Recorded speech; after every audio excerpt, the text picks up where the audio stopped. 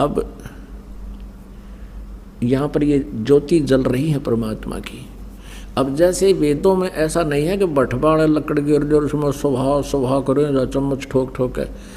Oven का अर्थ है घी प्रज्वलित कर देना, देसी घी गाय भैंस का। उससे जो प्रतिक्रिया एटमॉस्फेयर में होती है वो होगी ही होगी। अब परमात्मा ने एक सिंपल वे निकाला। एक रुई, एक 100 ग्राम रुई, गणित 200 ग्राम रुई से आप चाहे 2 क्विंटल घी सवा कर लो, और यदि लकड़ियों में डालोगे तो उसमें मनमाना 20 किलो लकड़ियों में काम बने। तो 20 किलो लकड़ी जड़ेंगी, उनसे कार्बन डाइऑक्साइड अधिक हुआ। और एक 100 ग्राम 150-200 ग्राम रुई जड़ेगी, उसमें कार्बन डाइऑक्साइड बहुत ही कम होगा। और हवन घी प्रज्वलित होगा, उसका जो वाष्पीकरण हो करके पूरे ब्रह्मांड में इसका बहुत तीव्र गति से इफेक्ट होता है, जिससे वर्षा होती है। तो अब ये धार्मिक अनुष्ठान पूरी पृथ्वी पर प्रारंभ हुआ है। तो ऐसे परमात्मा बहुत अच्छी तरह समय समय पर वर्षा किया करेंगे, जो पूरा विश्व इस तरह की साधनाएं किया करेगा। यहाँ तो हवन हो ही रहा है। अब लगभग 600 पाठ हैं, और 600 का मतलब 600 किलो देसी घी यहाँ हवन होगा, 6 क्विंटल का, इन 4 दिन में। और प्रति महीने 5 क्विंटल घी का लगभग हवन हो रहा है परमात्मा कबीर जी के आदेश अनुसार। एक यज्ञ है धर्म की, दूसरी यज्ञ है ध्यान, तीसरी यज्ञ है हवन की, चौथी यज्ञ प्रणाम। यहाँ प्रणाम करते हैं भगवान को, आत्मा में विनम्रता आती है, अहंकार दूर होता है। परमात्मा तभी निकट आता जब हमारे अंदर से ये करड़ापन कम हो जाएगा। हमारे अंदर ये जो अहंकार है बेमतलब का, बगैर ज्ञान के अहंकार किया करते थे, अदरंग मार जाता अफलातून को, बांगा मुँह हो जा, आँख टेढ़ी हो जा, मुँह को पानी लकड़े, माखी लकड़े, और बड़े हाथ भी ना उठे, क्या का बीमार इस मिट्टी का। लेकिन काल ने तो कर्म बिगड़वाने से मतलब है। और 5वीं यज्ञ है ज्ञान की। तो ये सभी धार्मिक अनुष्ठान शास्त्र अनुकूल जो प्रारंभ हुए हैं, इससे पूरे विश्व में सभी समृद्ध हो जाएंगे।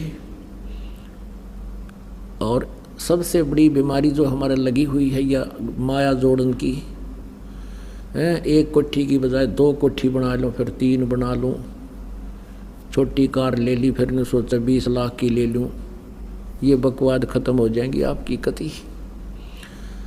और लोग दिखावा ब्याह शादियों में बकवाद, डीजे बजावें, कितने लाखों रुपये दान करें, दहेज दें। तो ये इस प्रकार की बिल्कुल आपकी आत्मा हट जाएगी इन बकवादां से। अब जो हम सारा दिन सारा जीवन में पैसा जोड़ने के लिए व्यर्थ करते हैं समय, फिर आपका 20% जो प्रयत्न परिश्रम आप कर रहे हो ना, 20% प्रयत्न में आपका रोजी रोटी घना बढ़िया चला करेगा और बरकत होया करेगी। परमात्मा ना जाने कित कह दे देगा और किस तरह कर देगा, उस मालिक की महिमा से आप परिचित नहीं हैं। क्योंकि आध्यात्मिक ज्ञान बिल्कुल विनाश हो चुका है, भगवान की स्थिति से हम बिल्कुल अपरिचित हो गए हैं। क्योंकि जो भगवान की महिमा गुण हम सुना करते थे, कभी किसी युग में हुआ होगा, कोई कथा सुनी थी, वो अब वर्तमान में हम कहीं देख नहीं रहे थे। इसलिए हम उन कथाओं को एक आस्तिक होने के नाते झुठला भी नहीं सकते थे।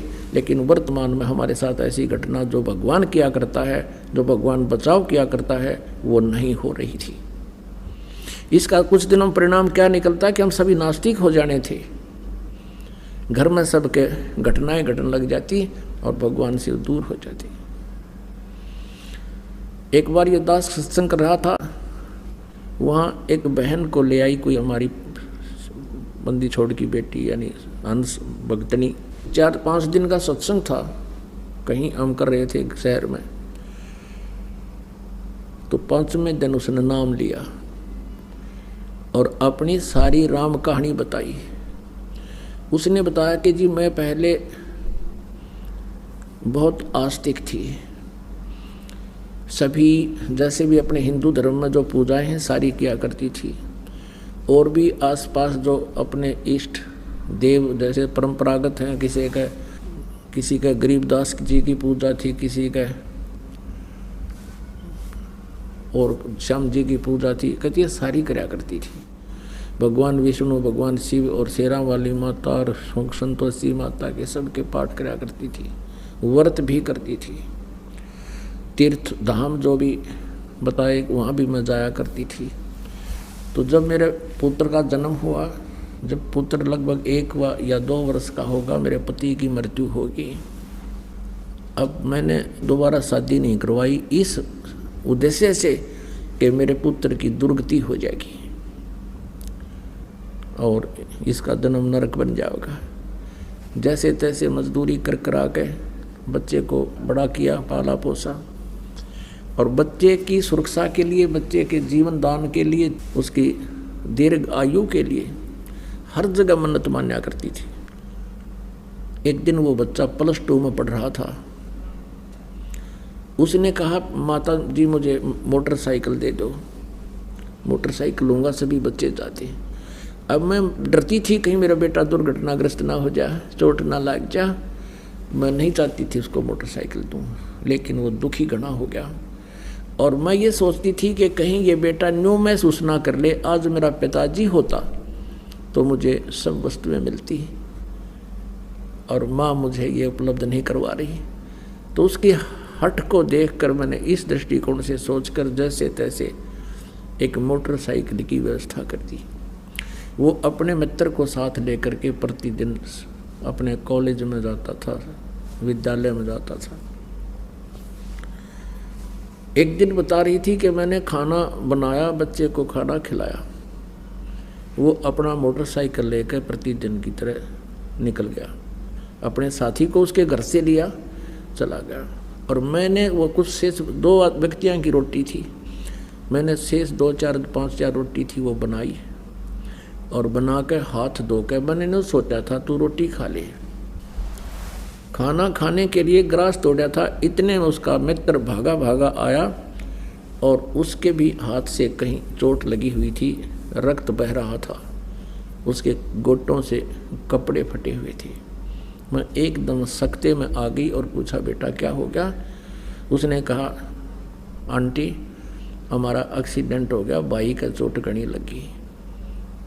और मैं उसी समय वो ग्रास नो का नो हाथ से छूट गया, नंगे पैरा, सिर पर कपड़ा नहीं, भाग ली उस बच्चे के साथ साथ जिधर वो बता रहा था। वहाँ जाकर देखा कि वहाँ कुछ रक्त, एक्सीडेंट दुर्घटना के बाद जो गिरता है वो रक्त पड़ा हुआ था, मोटरसाइकिल टूटी पड़ी थी, बच्चे को मेडिकल ले जा चुके थे, हॉस्पिटल ले जा चुके थे। वहाँ पहुँचते ही पता लगा कि बच्चे की डेथ हो गई है। उस हॉस्पिटल के द्वार का टक्कर मारी और सिर फट गया, 7 टाँके आए मेरे सिर में।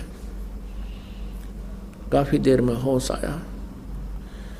उसके बाद मैंने वो सभी देवी देवता जितनी भी पूजा में करा करती उठा कर क्रोडियाँ पे फेंक दी, अब कहीं भगवान नहीं है। और काल यही चाहता है कि ये नास्तिक हो जाए, फिर परमात्मा आवे मारे जाइयो माथा है उनके साथ कितने मत्था पे चाई कर लियो, ये सुने को ना भगवान है को नहीं। फिर उस बहन ने आगे बताया कि आपके द्वारा जो उपदेश प्राप्त है, परमात्मा कबीर जी की शक्ति से उनको जो सुख हुआ है, उनकी जो प्रोटेक्शन हुए हैं, जिस तरह मेरे पुत्र का एक्सीडेंट हुआ ऐसे ये बहन जो मुझे लेकर आई इसके बेटे का एक्सीडेंट हुआ, लेकिन ये सारा टूट फूट के भी आज जीवित है वो लड़का। ये मेरे से 1 साल से लग रही थी मेरे पीछे कि तू एक बार शरण ले ले, अगर तूने पहले शरण ले रखी होती तेरा बेटा नहीं मरना था, मैं गारंटी देती हूँ। वो बहन बता रही थी कि आपके उपदेशी ने, दीक्षागृत बहन ने मुझे बहुत कहा, लेकिन मैं नास्तिक हो चुकी थी कि नहीं सर झूठ है, मैं नहीं मान सकती कि भगवान ऐसा सुख दे सकता है। अब मैंने 4 दिन लगातार सत्संग सुना है और यहाँ बहुत सी बहन भाइयों ने अपने दुखों का निवारण ऐसी ऐसी घटनाएं बताई हैं। मेरे कुछ आशा हुई है कि शायद भगवान हो सकता है, और फिर इस ज्ञान से मुझे निर्णय हो गया है कि परमात्मा हमें मिला ही नहीं था। तो पुणात्मा परमात्मा कबीर जी भी आकर के इस काल को लताड़ते हैं कि दुष्ट ने बड़ा जुल्म कर दिया, तूने परमात्मा की महिमा को समाप्त कर दिया, अपने आप तू भगवान बन गया।